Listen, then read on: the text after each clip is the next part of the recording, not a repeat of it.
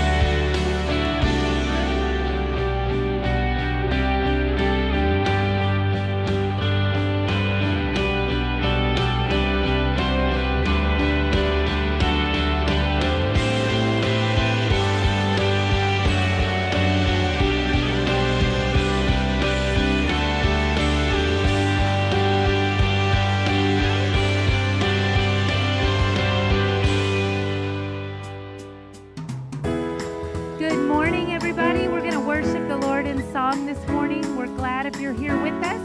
And if you're at home, we're glad you're watching online. So we're going to worship the Lord in song. Pass Me Not is our first song. And just relax, enjoy the presence of God, worship with us. Pass me not, O gentle Savior. Hear my humble cry. While on others thou art calling, do not pass me by. Savior.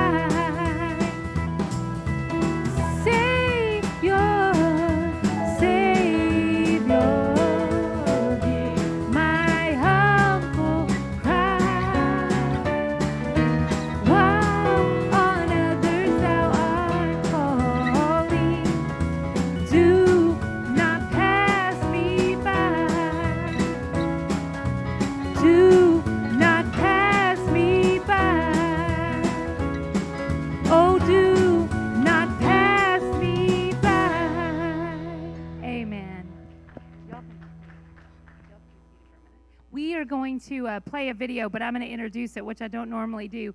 We have a mini series for you over the next 3 weeks for Christmas, and so there will actually be 2 episodes today. Don't worry, they're not 30-minute episodes. They're like 3-4 minute. We're going to have the first one now, and then I'll make a few announcements, and then we'll have the second. But this is our mini series through Christmas, and I hope that you will enjoy. This is the story of a ragtag bunch of church members who set out to perform a Christmas play, and the director who tried his hardest to just keep it all together. The Glory of Christmas.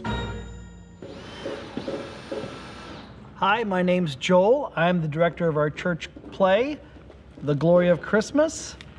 This is my 12th year. We're okay. Just the stained glass window. It's going great. The only thing that we lacked was someone to play the role of Mary. up until yesterday, but then I found her, and she's perfect. I got the role of Mary because I'm 31 weeks pregnant.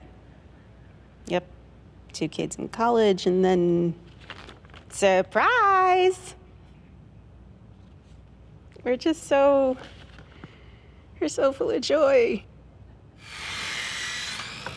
I can't act, Joel. There's no way I can sell this. No, not true. Your audition was fantastic. How can it be me? How can I be highly flavored by God? Did I just say flavored? Why can't I stop talking about food? She's perfect. Oh, hey, you're Joseph. Mm-hmm. I'm Heather. I play Mary. Your wife? Oh! Mm-hmm. I remember you. Oh? You played Bunko with my mom. You know, what is Bunko? Nice to meet you. You must mentally sink into her situation. Yes. Go spend the night in a barn somewhere. The hay will trigger something deep within you. Sorry. Yeah, it'll trigger something. Trigger something that don't need a hand in histamine. This is good.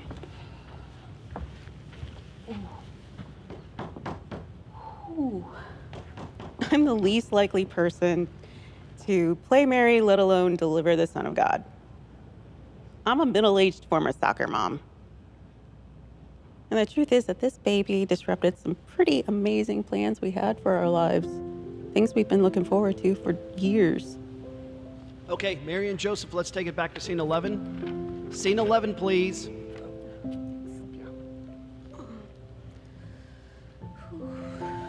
Maybe that's how Mary felt. Maybe people stared, unsure of what to tell her. Maybe she doubted. Maybe she doubted, even though God told her not to fear. And then she trusted. She trusted that what God was doing would bring the greatest kind of joy if she would just let go of her plans, her questions, and There we go. Just let the Good Shepherd carry you.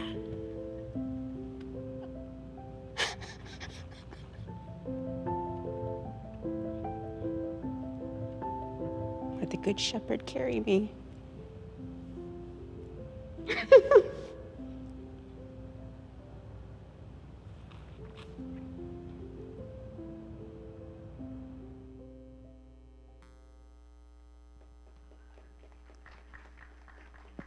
All right, a couple of quick announcements.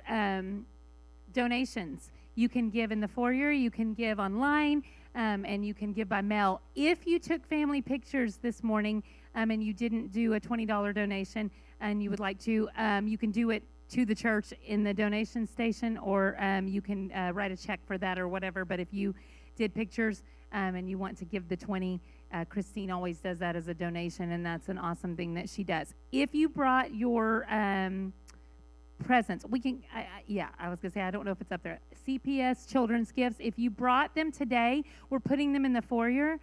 Fellowship Hall. I'm pointing the right place. Camera, hi. I'm pointing the right place, saying the wrong word. We were putting them in the Fellowship Hall. If you did not, we need them by Thursday. So if you need to make arrangements to come by, or someone will be here most days during the day. If you need arrangements to come on an evening or something, let me or the pastor know, and then we'll make that happen. So there is a memorial service here on Tuesday at 11. So maybe don't come during that time, but we're going to have a memorial service here for a member from a long time ago that passed away from a heart attack suddenly. And so our prayers are with the Glover family. But that service will be here at 11 on Tuesday. Otherwise, you can bring your gifts before Thursday. Thank you guys so much for your generosity and your kindness. We got all of those kids taken care of. and what a great thing to do for them, and they so appreciate it. And if you did not get everything on your list, please do not worry about that. We're just trying to give them a good Christmas. We're just getting them some of the things they had, like needs, wants, etc. So, all right, we are going to watch this next installment of the miniseries, and then we'll have the other ones in the coming weeks. But I want to say, as you watch this, we are working on a little children's production for you, which will be on the Sunday before Christmas. And while I was upstairs today, one of the children whose parents will remain nameless, but they're both on the stage, they one of their children was using inappropriate, what I will call potty words, about go tell it on the mountain. He had some choice words, so it might be very entertaining. We took him to the principal's office. I didn't know 2-year-olds could go, but we do have a Sunday school director, and I took him in and I said, help him. And she talked to him, and we told him he would have to sit in a chair in the office, and he climbed right up. He was fine with that. So I don't know. It should be entertaining, but be here the Sunday before Christmas to watch our little angels do a great job of some sort, hopefully. Enjoy. This is the story of a ragtag bunch of church members who set out to perform a Christmas play, and the director who tried his hardest to just keep it all together. The Glory of Christmas. My name's Joseph, and in the Christmas nativity play, The Glory of Christmas, I play Joseph. That's right. I was born to play this role. Joseph has no clue what to do when it comes to babies. So, in order for him to play the role of Joseph, we got him an infant simulator doll from the local home ec teacher, so he could practice a bit. Insane shrieks for baby. Needs to burp. Needs to burp? So put your fingers under and try to find the... Where's the spine on this thing? I don't know. You check the front. Joseph is terrified. I don't blame him. I mean, babies don't even have kneecaps. Ha! Burping like a boss? Yeah, way to go, fake dad. I heard things may not be going so well with the infant simulator doll. Hey, Joseph, your mom's here to pick you up. Yeah, coming. As you can see, my mom's house is full of antiques. So I did what any good home economics teacher would do. I sent Joseph home with a baby egg.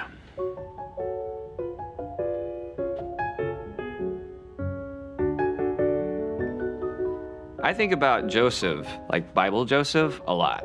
What it would have been like for him to have an angel come and tell him that his wife is pregnant with God's child. Ha! Like he would have had to really dig deep and find his compassion and his understanding, because he really, really loved her. My dear Mary, it is going to be a long journey from Nazareth to Bethlehem for the census, especially with your belly being so humongous. With child, Joseph, the line is being with child. Right. Sorry, ma'am. Is the age difference what's bothering you? I want you to know it doesn't bother me. Okay, please, people, let's just take it from the top. I understand that Joseph is radically underqualified for all he's about to encounter. But isn't that the type of people God uses? The most unlikely folks to do the biggest things? Yeah. Seems like those are the ones he always picks. Because he's a God that'll never give up on us. Ah! Ha-ha! Yes! Ha-ha! I have swaddled! Ha! Ha-ha!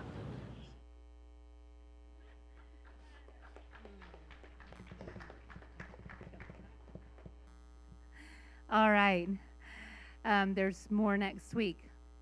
But I love the last line. Both of those at the end made me tear up. But I love the last line. God uses the most unlikely people, and he does. And that's what we're all I mean, that's what we're all just unlikely people used by God for some purpose. And so I pray for you guys as we go into this Christmas season that you feel loved by God, that you feel that you have a purpose, whatever that is, and that you feel that as unlikely as you are and whatever your circumstances are, like the Mary and the thing, the skit, that you feel like God has a purpose for your life. And we walk day by day, just trying to live out his purpose. And that's what we're doing this morning. We're worshiping him. So worship with us in song.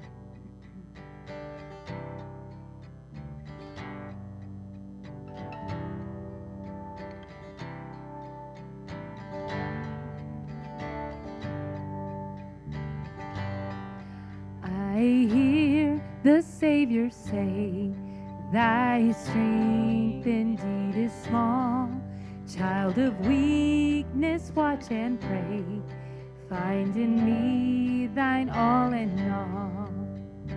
Jesus paid it all to him I owe. Sin had left a crimson stain, he washed it white as snow. Lord, now indeed I find thy power and thine alone can change the leper's spots and melt the heart of stone.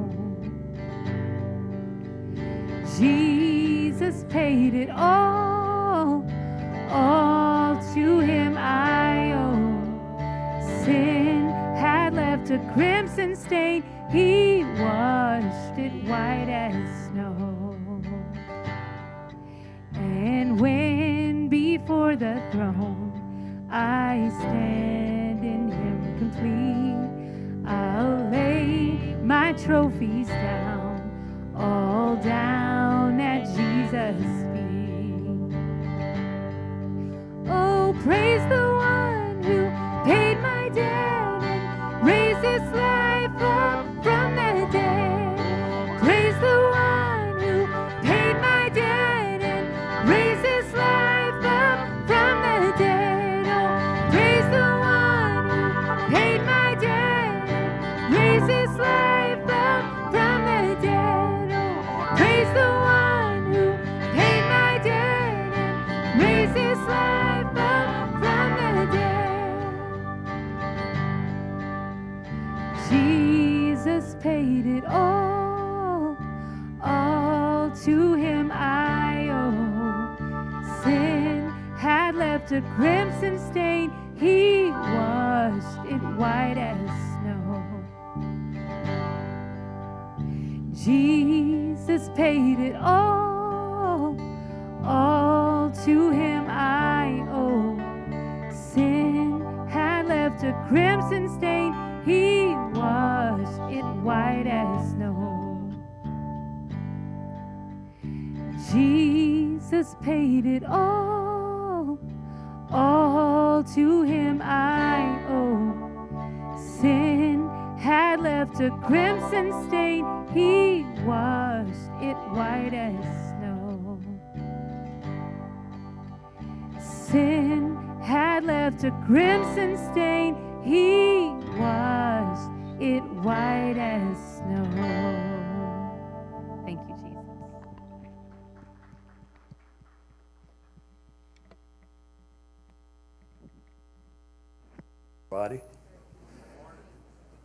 If you have a kindergartner or younger and you want them to go upstairs, they're welcome to. They don't have to.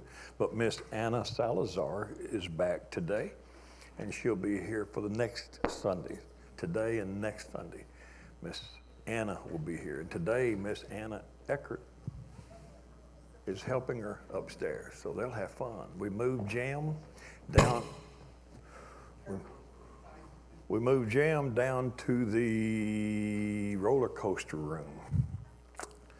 So Jam gets the roller coaster and the cabin room from now on. So strictly up to y'all. If you want them to go, they can. They'll have fun up there doing stuff. Merry Christmas to everybody. Hope you're having a fine week. Hope you're broke, but broke for the right reasons. Hope you've been spending money on people. I mean, I don't care if you have or not. I'm just always broke at Christmas, and I hate to be alone. I think Allison made the announcement about the CPS gifts. So if you brought them today, bring them in the fellowship hall. If you didn't, we need them before Thursday. So we need them by Wednesday evening. And we'll be here from 8 to 4 every day. Ken will be here if I'm not. And if you can't come during those times, call. We'll meet you here. There is a memorial service here Tuesday morning at 11 o'clock. They will not be having dinner in the fellowship hall. We'll just have it open for coffee and refreshments for them to visit a little bit if they need to. This is for Pat Glover, some of you long time ago members. I started to say old timers, and I realized, then I thought who that would be, and I thought she's would not want, nonetheless. Some of you remember them from years gone by. And she suddenly, unexpectedly passed away this week, so our condolences and love to the Glover family. I forgot to say that you're supposed to label your gifts, your bags or boxes with the child's number. Got to have the number on the bag or the box. I got a ring up here, Jeff, Travis, somebody. They're not supposed to be wrapped, just in a trash bag. Can't wrap them. They wrap them there so that they can check. Where's Christine? She's still outside. Can't wrap the presents because they have to open them and inspect them to make sure you didn't put bombs or drugs in them. So do not wrap them. I know you want to make them look pretty, but don't. They're going to wrap them for you. What they do is they want you to put them in a large box or in a garbage bag, a big plastic, just a garbage bag. But be sure you put a sticker on there that won't come off that has the number of that child. Sandy and I were in Walmart last night. Pam and I, we're splitting one because we're too cheap to buy everything for one. And some of the kids want some expensive stuff. And so the Jobies sweetly bought this girl, 10-year-old girl, a laptop. Good grief. That was so nice. We go to Walmart to buy what we don't know, LOL surprise. There's a little girl coming around the corner with her mother pushing the buggy. The little girl looks like she's 9-ish, and her little sister, and a sweet family. And the little sister, her sister looked same age, but she was mentally challenged and incapable of communicating. But the little 9-year-old that clearly was helping was not, so I just stopped her for a moment in the aisle, and I said, do you know what LOL surprise is? Yes. And I turned to her mother and I said, do you mind if I borrow your daughter for education for a moment? Will you let her educate me? And the mother was like, oh, sure, whatever. So the girl knows everything about LOL surprise. And so she just starts telling us what they are, they're dolls. Well, where are they? They're in these boxes. Well, I don't see them. That's the surprise. You don't know what you're getting. That's why they call it surprise. It's just a lunchbox, but it says two, big and little, big sister, little sister. What? Yes, there's 3 sizes. As the conversation went on, it grew from 3 to 4 sizes. And then it was finally, no, I think there's 5 sizes. How many sizes? It's a surprise. There's JK, there's little sis, there's big sis, there's moms, I guess. Is that, any of y'all know? This poor girl's gonna get a laptop. That's pretty much it. Then we looked at the house that she wants. That's $250 for the LOL surprise. And I was standing there saying, well, surprise, guess who's not gonna get this? And then my wife, you know, she'll buy things anyway, so it won't matter what she spends, as long as she doesn't tell me. Because it's Christmas, and because that's what we're doing. Next 3 Sundays, today and next week and the following week, we're not going to have sermons. Basically, I'm just going to come sit up here and spin on this chair. Isn't this the coolest chair? And look at all these toys out here. You got to see this. This is so cool. I mean, this is like, oh, the kids are upstairs. I turn this on and the kids that want this are not even in here. Too bad you can't have it for 3 weeks. And the other one lights his nose up and all that kind of good stuff. Okay, shut up. I'm not in the Christmas mood.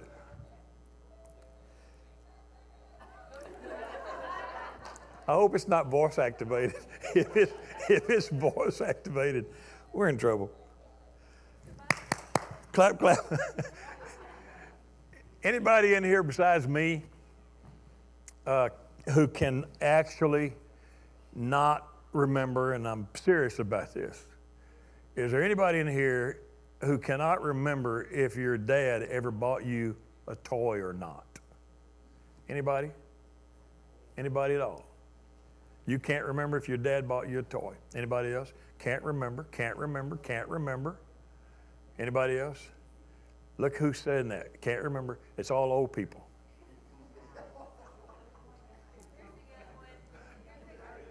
Old people. Okay, well, one guy. Because was your dad absent?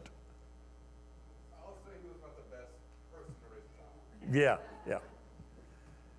Maybe just, right now, younger people, it's just dad, doesn't have money, doesn't want to spend it. It's not a big thing. Christmas ain't what we do. The older people, it's just a different generation. Your young kids in here, you might want to cover your ears for just a moment, because I'm going to tell you that, don't listen to this. When I was 9 years old, I gave up on Santa. I quit Santa. I quit him at 9 years old. When I was 9 years old, I asked Santa for a bicycle.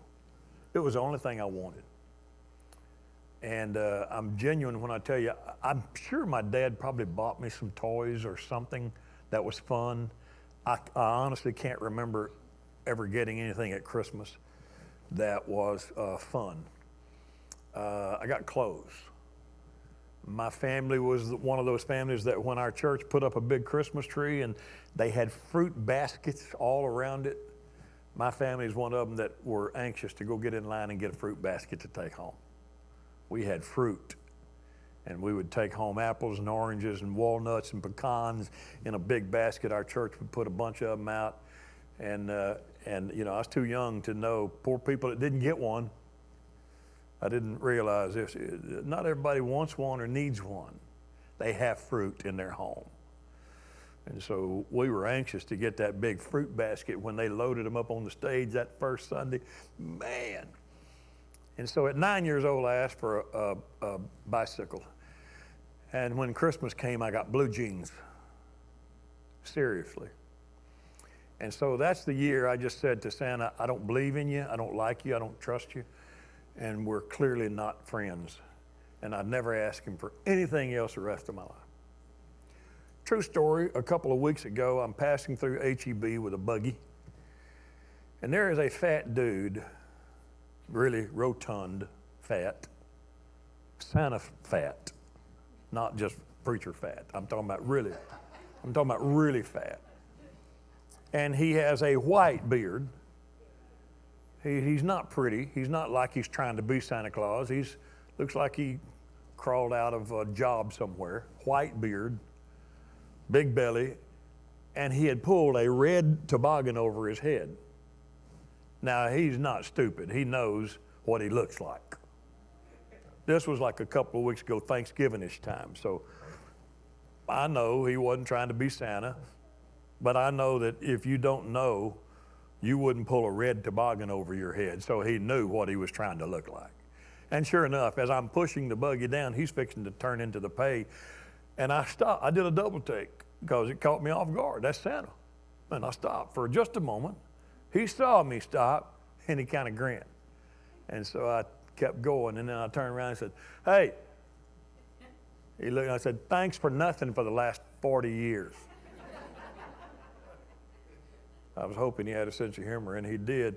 Without missing a beat, he said, you should have been nicer. Touche, Mr. Man in H-E-B. Mr. Fat Man with a white beard, H-E-B. But that's probably the way it works. I guess I should have been nicer. Never got it. Between my 9th year of Christmas and my 10th year, I tried to make a bicycle, me and my little buddies at 9 and 10 years old. Probably 10, is in the summertime. My birthday was in August, so right about then is when I made a bicycle. My buddies and I piecemealed old stuff from their houses. They had extra frames and a bicycle that didn't have a wheel, and one of them had a wheel, and we put together a bicycle, and that was my first bicycle. And I made it at 9 and 10 years old. I did not know that you had to have brakes on the back wheel. I didn't know that. I thought that they all stopped until I jumped on that one to go down a hill at Castle Drive, headed toward Fort Worth Avenue. At the 6-lane boulevard was at the end of the hill where I lived, really and truly. And I'm headed toward it, and get about halfway down. It's so cool. The guys are up on the hill watching me at the corner of Castle and Edgefield, and we're so proud we built this ourselves with crescent wrenches from Daddy's toolboxes he didn't know. And then I start to slow down, and it just goes backwards. It just keeps going, and I'm not doing anything. And I'm like, uh-oh. And there's cars going by on the road down there. There's only a mile from downtown Dallas, or maybe not. We didn't measure it in miles. I was born in a house from the school book depository where Kennedy was assassinated. If you go straight over the bridge on Commerce Street, I was born in a house on Commerce Street, probably 10 blocks from the school book depository. And then from that house, we moved on up Fort Worth Avenue, which is Commerce. It just changes names. And then from that house, we moved to one on Fort Worth Avenue, probably another 15 blocks, we'll say, 10 or 15 blocks. Right across the street from a cemetery where Clyde Barrow of the infamous Bonnie and Clyde is buried. And that's where we lived for a couple of years, first grade, and then we moved down 3 blocks back closer to Dallas. So it was right there, Dallas traffic coming out of town. And I got a bike with no brakes. And so the only thing I could figure out to do was try to graze a chain link fence. You ever tried to graze a chain link fence with handlebars?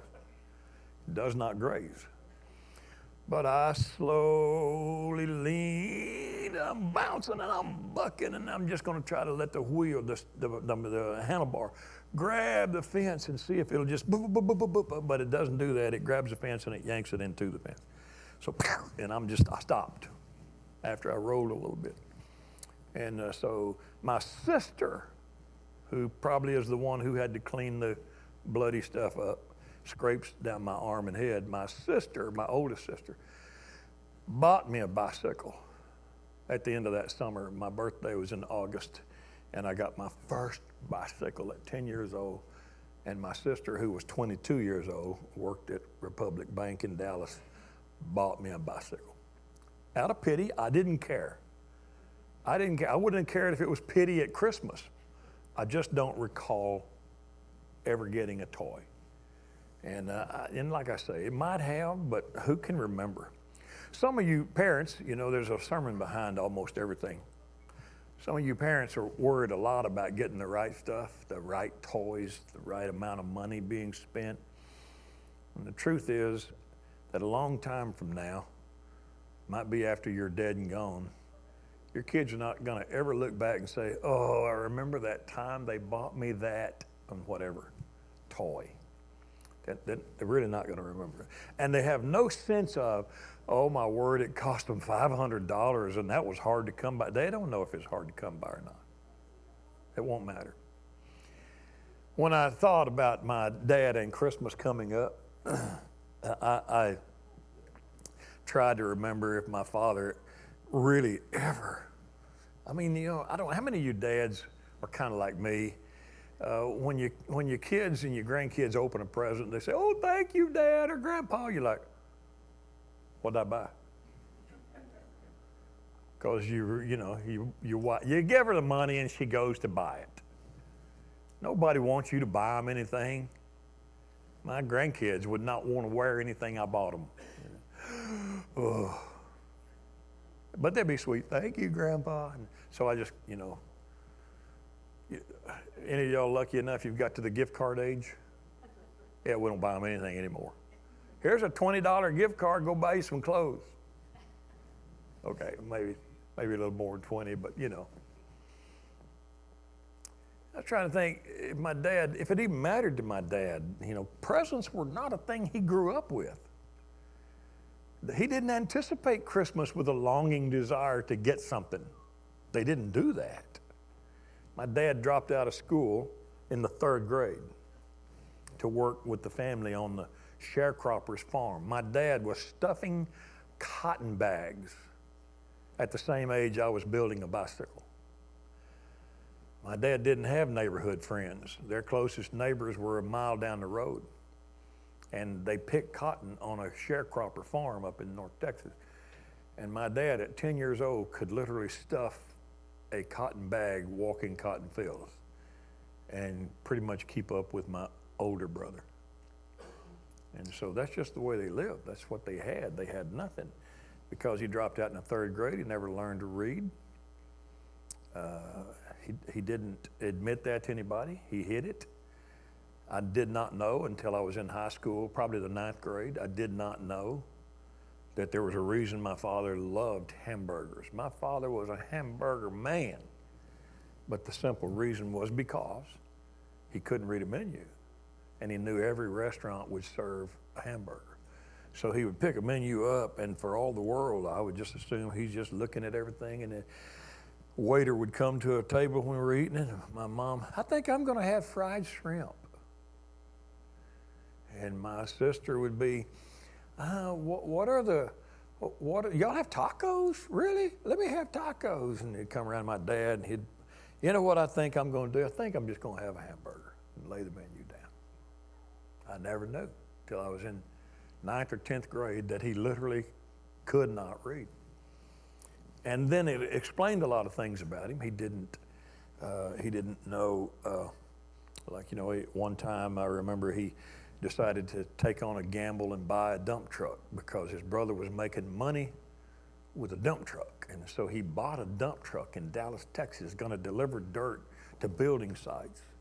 It did not occur to my father that he would have to be able to read a map. He just thought he knew the city well enough. He knew where all the roads were. Somebody just told him, it's off of Sylvan and Jefferson. He would find it because he knew where those main roads were. What he didn't understand was the dirt you're hauling for new neighborhoods or new streets and new developments and new areas. And you can't stop at every gas station and ask directions to get there. And it was a failed enterprise, and my family lost money. And I remember it creating a rift between my mom and dad for a good long while when Dad had to put a for sale sign on the truck and go back to work at the Dearborn Stove Factory. One thing I did learn, and just watching my dad over the years, my father had a tremendous respect for people. And if you were my dad's friend, you were lucky. Because there's not anything my dad wouldn't do for you. He would fix a car for you. He was an outstanding mechanic. And he would never let you pay him. He'd fix it, and he'd fix it free. If you had a problem on your house, people in church would call my dad. Mr. Carpenter, you know how to stop a leak from coming around there? Well, yeah, probably so. I've climbed up in the attic with my dad trying to fix leaks. I don't know how he learned. He pulled wires. He did plumbing. I asked my dad once, and he said, poor men have poor ways, son. Can't afford to have it done. You learn how to do it. And sometimes you learn by mistake. And that was the way it was with a dump truck. He learned by mistake. He couldn't read maps. But my dad had such a respect for people. I have said to you before, and I will brag on him till the day I die, that the one thing my father left me that you couldn't put money on and wrap up in a box and put under a tree is something that I have never been able to pass on to my kids. I don't know if there are very many people in the world who can literally say of their father, my dad never said an unkind word to any human being ever. And my dad never spoke behind anyone's back about them, to mom, to the family, to anyone ever. Never heard my father criticize a human being. He never did. I learned that lesson kind of the hard way. I was about 10, and we had to drive into downtown Dallas for something, the family, probably go to Woolworths. Anybody remember a Woolworths? See the hands? Old people. Anytime I ask you if you can remember and you see a hand, they're old. We probably were going to Woolworths, and on the street corner was a man begging, and he was deformed, and he was debilitated in an obvious way, and he was trying to sell pencils just to make some money on the sidewalk. And I'm sitting in the back seat of our car, and I mimicked him. I made fun of him. I mimicked him. I tried to emulate his movement with my body in the back seat. I thought it'd make my sister giggle. And so I mimicked this dude on the curb selling pencils. And my father hit the brake in the car. As soon as he saw me and heard me, he hit the brake in the car on a busy street, and he turned around on that seat like he was going to backhand me across the cheek. And he stopped, and he said, "Boy, don't you ever in your life let me ever hear you make fun of any human being ever. Do you hear me?" "Yes, sir." I was terrified. He's big hand. "I'm telling you, God made every one of us. And God made us different, and God made us the way He made us for a purpose and a reason. And it don't mean nothing about nobody how they're made. It only means something who made them. And you don't make fun of anybody God made." "Not in my car. You hear me?" "Yes, sir." "Never again. You hear me?" "Yes, sir." And I have never done it again. And then as I grew older, I realized my father never spoke badly about it. You could hurt my father, rip him off, and take from him, and that happened. And my father would not allow you to run that person down in his presence. My sister was going to tell me some stories when I came back from Vietnam about something that had happened to my dad and the way somebody had treated him, and she was going to let me know the story because I'd been gone for 13 months. And my dad stopped. We were having a little family meeting to try to bring me up to snuff after 13 months of being out of country, and my sister's going to bring me up to snuff, and my dad said, "Hey, I would just rather y'all didn't talk about that, okay? You don't have to talk about him. You can tell what happened, just don't talk about him." And my sister, like most of us, "But he needs to know what he did." And my dad said, "No, he doesn't." And she insisted. My dad just got up and said, "Well, I'm going to leave the room while y'all talk." That's how serious he was about criticizing anybody. You know anybody like that? And you might. That's the only human I know. I didn't get that trait. I didn't leave anything like that in a legacy. My kids will never be able to say, "My dad never criticized anybody. I criticize you today, maybe if you're not careful. I might even make fun of you to your face." I don't know how he did that. He was an unlearned man, undereducated. How did he get that? I don't know, but he did. And if you became my dad's friend, J.D. Tippett, that was killed by Lee Harvey Oswald, J.D. Tippett was my dad's friend. J.D. Tippett actually lived in our house before I was born. And then after he married and moved out, he and my dad worked at Dearborn Stove Company before J.D. Tippett became a Dallas policeman. And even after he became a policeman, they retained their friendship. And J.D. Tippett and his new wife and my dad and mom liked to play 42. They love 42. Anybody know what 42 is? Old people. It's a domino game. 42 is a domino game. J.D. Tippett and my dad and mom were 42 players, and they loved it before I was born and after I was born. But I never actually got to meet J.D. Tippett. I knew they were friends. And then when I was in the 9th grade, when Kennedy was assassinated and J.D. Tippett was murdered by Lee Harvey Oswald in Oak Cliff, and my dad wanted to go to the funeral home and pay his respects to the family and say farewell to Mr. Tippett, Officer Tippett, in the coffin, and I went with my dad. And it caught me by surprise because I never saw my dad laugh much or cry much. And it caught me by surprise how much he wept at the coffin of J.D. Tippett. We stepped up there, and I'm a boy, so I'm just curious. I'm wanting to see if they, if they did a good job on the bullet or whatever, because he was shot in the head. That's my boy mind, like I'm nervous. I don't want a long line of people. And then my dad walked up, and my dad just started bawling. And he couldn't stop. We got out. He's still crying. We were walking way down the street to a car. He's still crying after he spoke to Mr. Tippett and the family and hugged them.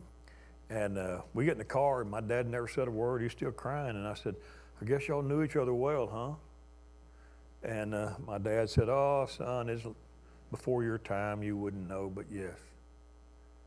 And so when we got home, I asked Mom, because Dad wasn't much of a talker.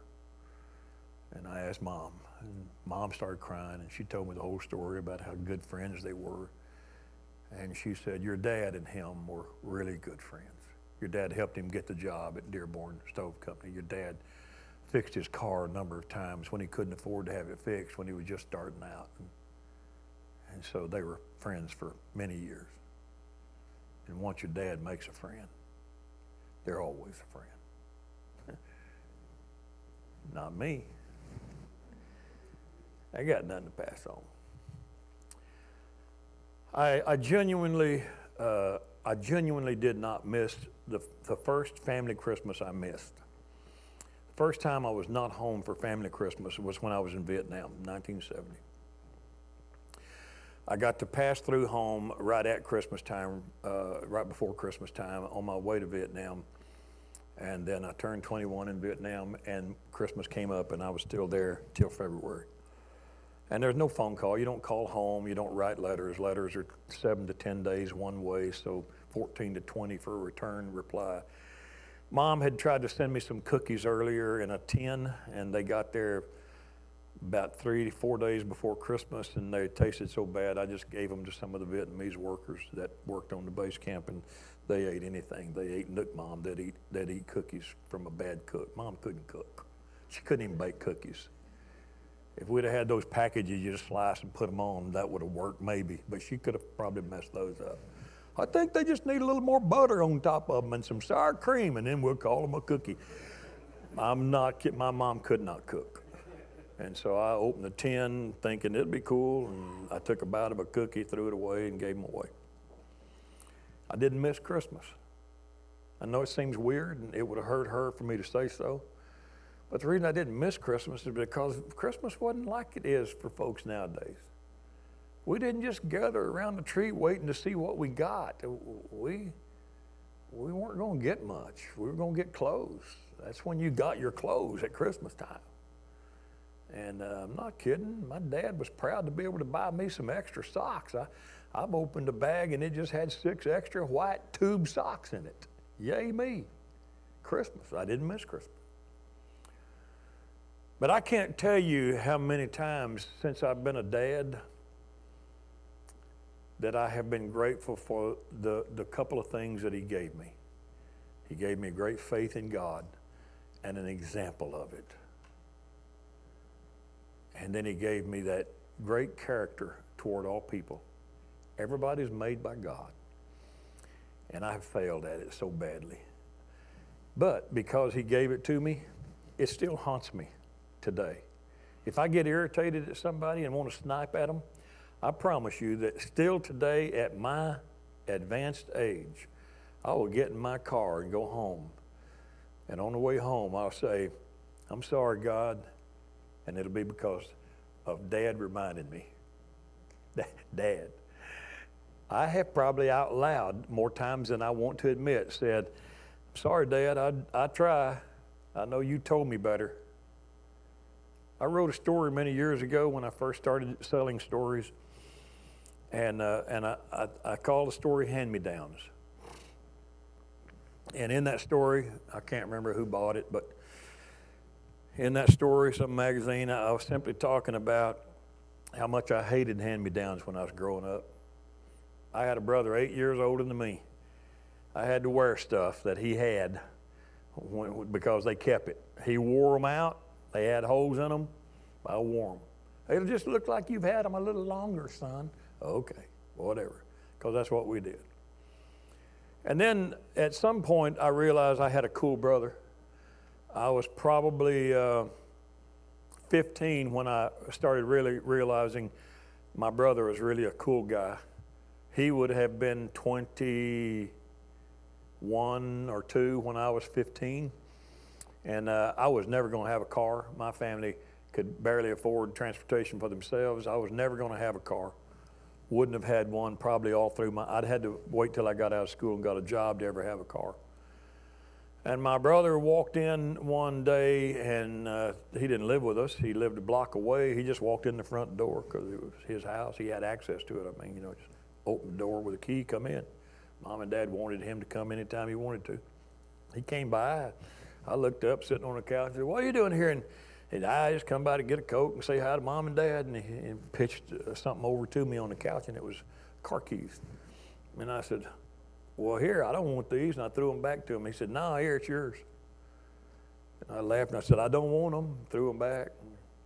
He said, he stopped, and he said, "Well, happy birthday, it's yours." And he threw them back to me, and I said, "What are you talking about?"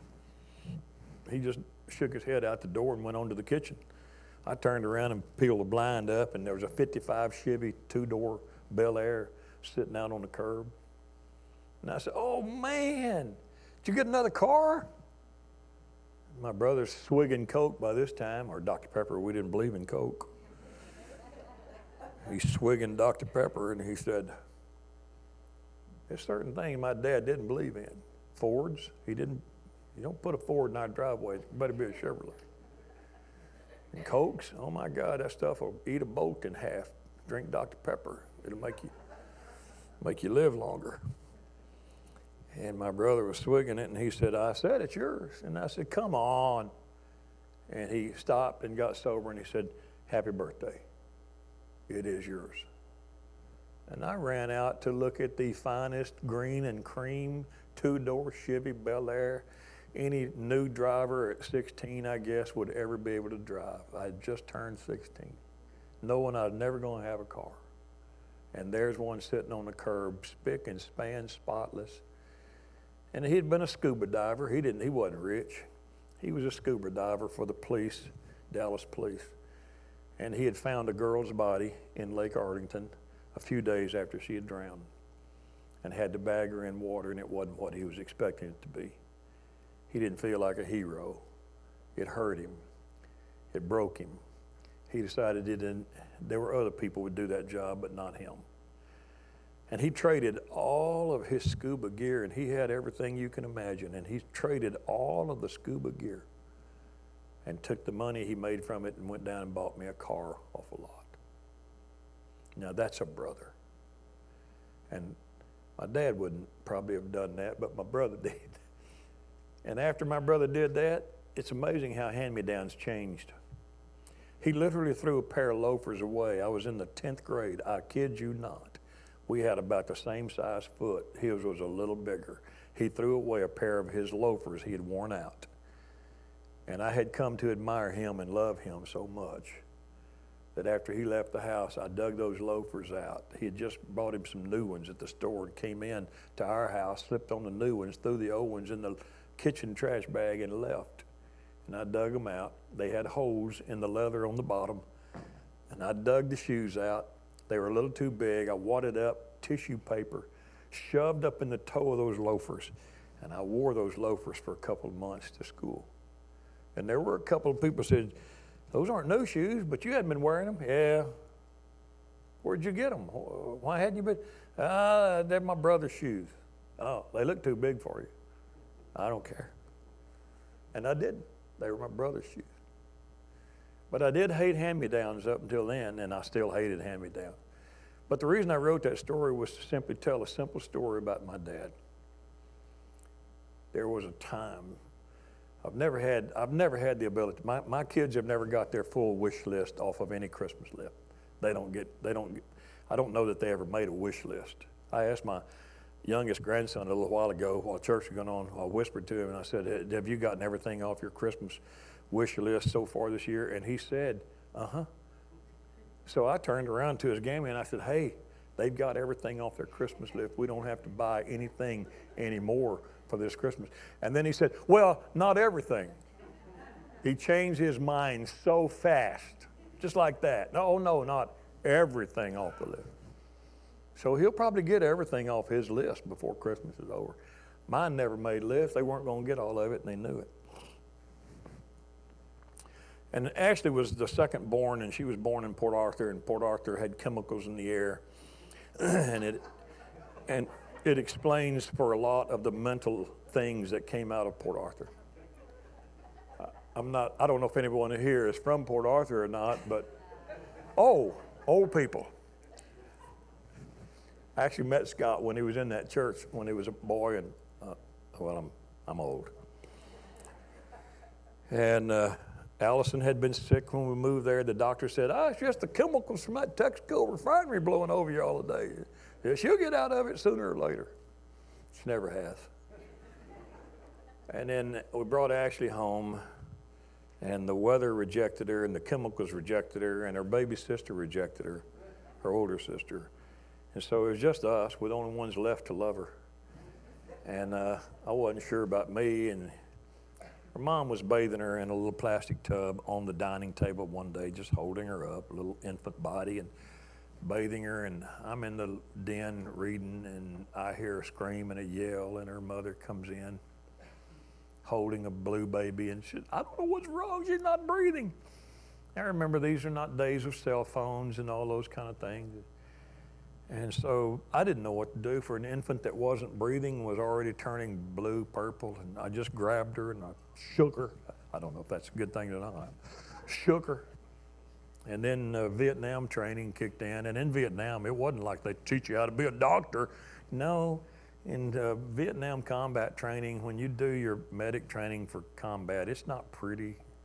They have videos to show you things like if somebody is blown out, from behind, IED, their bowels will extend from the body, and they show you how to fold the bowels back up and put them back in the cadaver.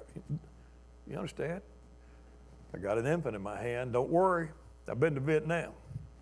Only her bowels seemed intact. So there was nothing there. And they had said, check the airway. That's, you pull a man's tongue down, you check, make sure nothing's blocking it. So I'm thinking, okay, I just run her to the bed and I check her airway and her eyes roll. I don't know how to explain to you. You're parents, some of you know. Worst feeling. Do we have time to get to the hospital? She's not breathing now. And I don't want to say we both panicked, but we both panicked. I mean, I try not to ever panic. There's very few things. I can't remember the last time I panicked over anything except maybe that. I have a sense of counting first and then see what the danger is. And man, I didn't know what to do. I really did. Her airway's clear. She's not breathing. Neither one of us really CPR. Vietnam was a different story, and I'm like, okay, I can compress her little chest, but how much? And I don't know how many counts, and in the middle of all that momentary anxiety and panic, and we're going to lose this child, and I don't know what to do, and it's already been 1.5 minutes, at least 2 minutes, 3. How long ago was it? She grabbed her, she screamed, she came, I grabbed, I shook, we looked, I don't know, get on the phone, I ran to the bed, I laid her on the bed, I didn't know what to do, and time is flying. And in the middle of that came the most calming memory. My dad might have not ever gone to a doctor because he was stingy. I don't know why he didn't. Never went to one. Didn't want to take us. That hand will grow back, just duct tape it. I ripped my hand from here to there on a chain link fence, laid the flesh open, looking at white things in there. And he didn't want to go to the doctor. My mom pulled it all back together, taped it together, put gauze on it, wrapped it up, said that's going to be hurting for a long time. But it got well in a month. And yet in that moment at that bed, the most calming thing came. And it was my father's voice. Lord, the way he always prayed. Lord, I don't know what to do in this matter, but I'm just asking you, help me. In Jesus' name, help me. That's the way my father prayed when he didn't know what to do. He honestly just said, I don't know what to do, Lord, help me. And I grabbed Allison. She was crying there. She was only 3 or so. And I said, see that oil, Dad? I kept minister's oil on the dresser. Church we were in, you anoint sick with oil if they come and ask for it. And so I had a little vial of minister's oil over there, anointing oil. I said, get that oil. She grabbed it, and I just hand me down. Only thing my dad ever gave me that I would have ever wanted. I wouldn't wear his clothes, khaki pants and flannel shirts, and that's what he wore. But I grabbed that oil like I knew what I was doing, and all I could hear was his calming voice in my head. Lord, I don't know what to do. I'm anointing this baby. I'm asking you to help. And that's as far as I got. In that moment, Ashley just started breathing. And the color came back. She started coming back to her color, and then she started crying. And her mother grabbed her up, and she's so glad. I screwed the lid back on the bottle and put it back on the dresser. I'd have rather had that than a bicycle anytime. That gave me so much calm assurance in a God that really can hear you in a crisis when you don't know what to do. And so I leave that with you today. For what it's worth today, you dads, let me give you a couple of pointers about Christmas. Don't worry about buying everything on their list. They're not going to hate you for it, and they won't remember it when they're 60. They won't remember anything much when they're 60, so don't worry about it. If you're going to worry about something, worry more about just telling them you love them and you're there for them. Anybody, I don't want you to think my dad was bad, because he wasn't. But anybody like me can't ever remember if your dad said, I love you or not. Anybody in this room? You don't want to hold your hand up because you're old. But he's not too old. Anybody? I don't think my dad ever said, I love you. You? It wasn't because they didn't love us. It just wasn't that era just didn't say, I love you, son. That I genuinely don't remember my dad saying, I love you. But I never questioned that he did. That's the difference. I never questioned.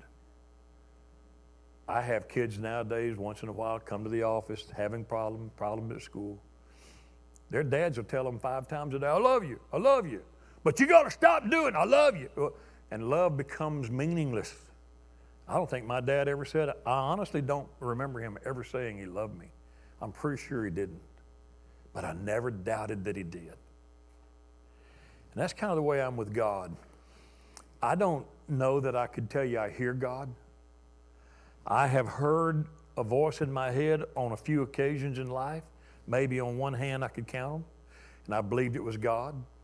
I've told you, hand in Vietnam, run around the car for a lady on my street that had died in the car. I have heard an impulse, a voice, whisper in my head, and I've trusted it to be God, and I've acted on it just a handful of times. So I can't just say, and neither can you, God tells me He loves me every day. If He's my Heavenly Father, shouldn't He give me everything on my list? Maybe He has already. Maybe I just don't know how to accept it. Here's the one thing I know about God, my Heavenly Father. He did give me something. And what He gave you and me can never be surpassed by any other thing ever. They tell us that the worth and value of a thing is determined by how much you're willing to pay for it, and that's all. My first new car that I bought out of high school, a brand new 68 Camaro, I paid $3,200 for it, brand spanking new off the showroom. That same car might be down here at what's that, Mecum Meekum's having a car auction down at NRG this weekend. They might have a 68 Camaro in there. If they do, I bet that thing will sell for $60,000. 20 times what I paid for a brand spanking new one. Why would somebody pay $60,000 for a car they could have bought? Because they're willing to.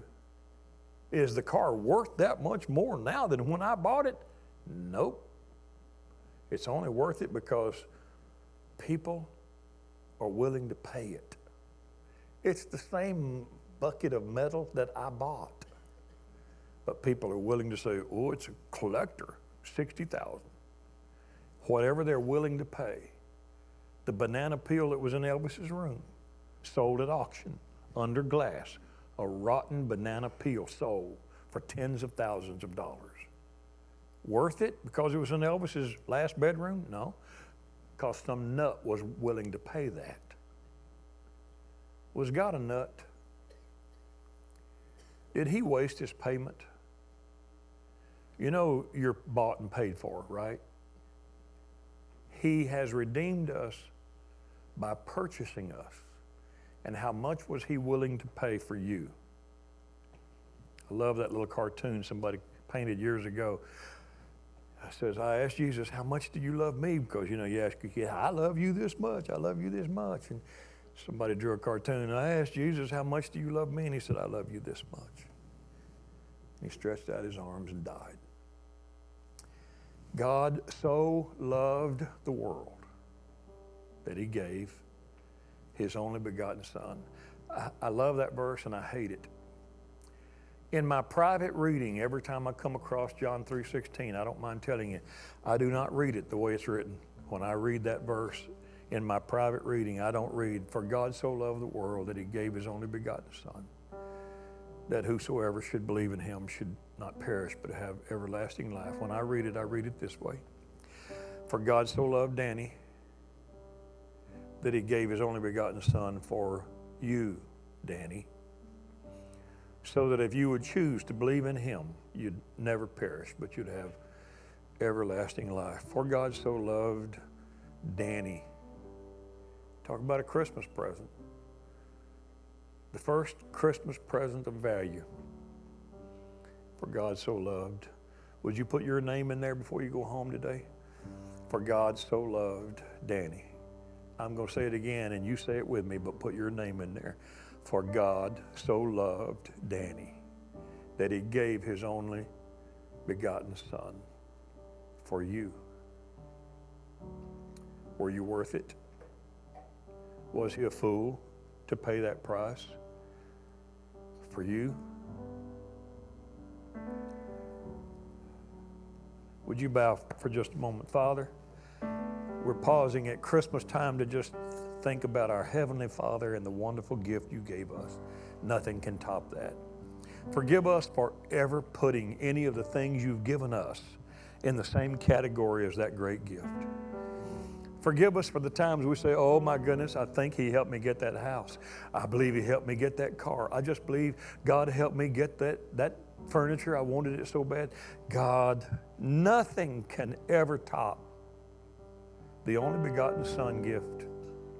You loved us so much, you gave your only begotten Son. And all we have to do is choose to believe in him and follow him. We'll never perish. And that's our prayer today as we leave. In this Christmas season, God, remind us every single day the greatest gift anyone could ever give us. Nothing can ever top this great gift. You gave your only begotten Son, that if we would just believe in him, what he bought at Calvary was our souls. And we thank you for that gift. And everybody say in Jesus' name, amen. God bless all of you today. Thanks for coming. Thanks for being here. Thanks for your photos today. Thanks for your CPS gifts. Thank you for watching at home. We'll see all of you next Sunday morning, 10:30. It white as